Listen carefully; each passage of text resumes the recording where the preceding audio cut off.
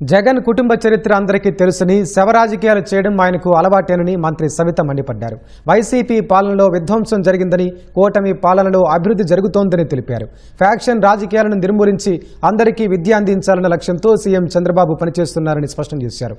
రప్ప నరిగితే తప్పేంటన్న జగన్ ఇప్పుడు గాంధీవాది, mother Teresa వారసునని అంటుంటే ప్రజలు నమ్ముతారా అని మంత్రి నిలదీశారు.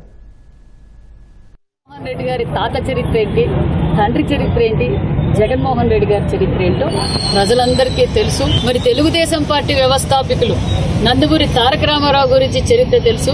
మరి ముఖ్యమంత్రి చంద్రబాబు నాయుడు గారి చరిత్ర తెలుసు.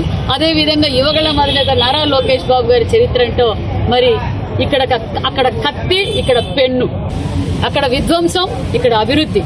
మరి ఈ ముగ్గురు చరిత్ర ప్రజలందరికీ తెలుసు. అన్న నందమూరి తారక రామారావు గారు తెలుగుదేశం పార్టీ పెట్టిన తర్వాతే మరి తెలుగు రాష్ట్రాలకి స్వాతంత్రం వచ్చింది, అభివృద్ధి బాటలో పరుగులు పెట్టాం. మరి ఈరోజు విజనరీ లీడర్ మాన్యశ్రీ ముఖ్యమంత్రి చేతుల మీదుగా ఈరోజు తెలుగు రాష్ట్రాలు ఒక పక్క నగరాలే ఏర్పడ్డాయన్న విషయం మనందరికీ తెలుసు. ఈరోజు పరిశ్రమలు కావచ్చు, వ్యవసాయ రంగం కావచ్చు, ఏ విధంగా చూసినా మరి ఏ విధంగా అభివృద్ధి జరిగిందో తెలుసు. చంద్రబాబు నాయుడు గారు వచ్చిన తర్వాతే ఫ్యాక్షన్ అనే దాన్ని నిర్మూలించి ప్రతి ఒక్కరూ విద్యావంతులు కావాలి, కలం పట్టుకోవాలి, వ్యాపారస్తులుగా మారాలి అన్న గొప్ప సంకల్పంతో ఎక్కడికక్కడ ఫ్యాక్షన్ ని నిర్మూలన చేసిన వ్యక్తి చంద్రబాబు నాయుడు గారు. ఆయన ఆశయాలను, ఆయన విజన్ ని ఫాలో చేస్తున్న వ్యక్తి యువగళం అధినేత నారా లోకేష్ బాబు గారు. వారి చరిత్ర అందరికీ తెలుసు. పరిటాల రవి గారిని ఎవరు చంపారో తెలుసు, వారి తండ్రి గారిని ఎవరు చంపారో తెలుసు, వారి బాబాయిని ఎవరు చంపారో తెలుసు.